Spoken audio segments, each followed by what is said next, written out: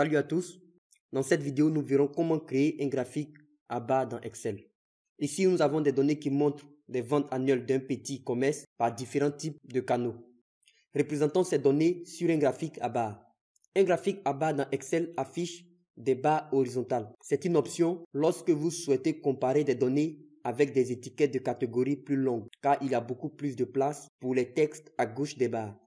Vous pouvez voir que nous avons la vente pour chaque canal et avec un total de 8,07 millions de francs CFA. Je vais également ajouter une formule pour calculer le pourcentage afin que nous puissions travailler avec les deux sur le graphique. Nous allons maintenant tracer juste les ventes. Pour cela, je sélectionne juste la plage avec les ventes et je n'inclus pas les totaux. Ensuite, vous allez dans l'onglet Insertion et vous cliquez sur Graphique recommandé. On peut aller simplement sur l'icône de graphique en bas et insérer le graphique à barre. Et lorsque l'histogramme à barre est sélectionné, vous cliquez sur OK. Vous avez le graphique à barre qui est créé. C'est un bon début. Ajoutons maintenant un titre. Puisque nous avons déjà un bon titre dans la cellule B3, nous pouvons utiliser une petite astuce de calcul pour insérer le titre sur ce graphique. Vous sélectionnez le titre et vous tapez égal. Vous sélectionnez B3 et avec la touche Entrée du clavier, vous avez automatiquement le titre qui est affiché. Excel ajoute la référence et récupère le titre. Ici, je rends le graphique plus large pour voir les étiquettes. Rendons maintenant les barres plus épaisses. Vous faites un double-clic sur les barres et vous avez la boîte de dialogue format qui s'affiche, option des séries. Au niveau de la largeur de l'intervalle, vous mettez par exemple 60%. Cela convient. Et vous avez les barres qui sont un peu plus larges. Les graphiques à barres sont plus faciles à lire lorsque les barres sont tracées du plus grand au plus petit. Pour cela, vous faites un tri du plus grand au plus petit. Donc, vous cliquez dans n'importe quelle cellule de la plage et vous faites CTRL majuscule L et automatiquement, vous avez les boutons de fil qui s'affichent. Vous triez du plus grand au plus petit.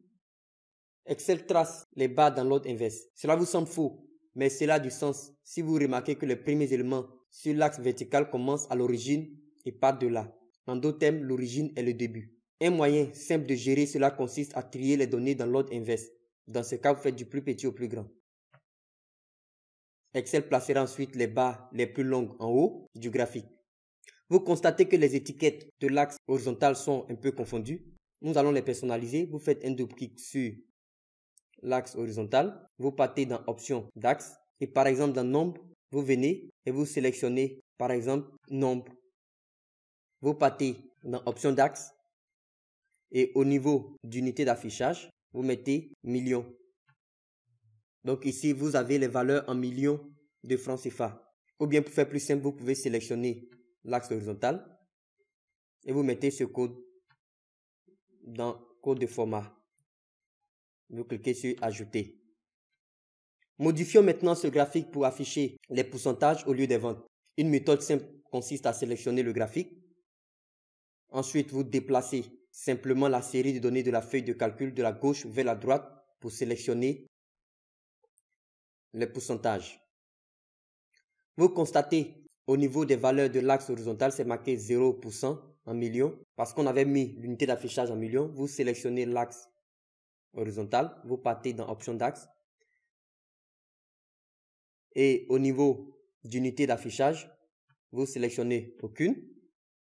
Vous partez dans Nombre, vous cochez Lié à la source pour être sûr que ce soit en pourcentage. Et vous avez automatiquement l'axe horizontal en pourcentage.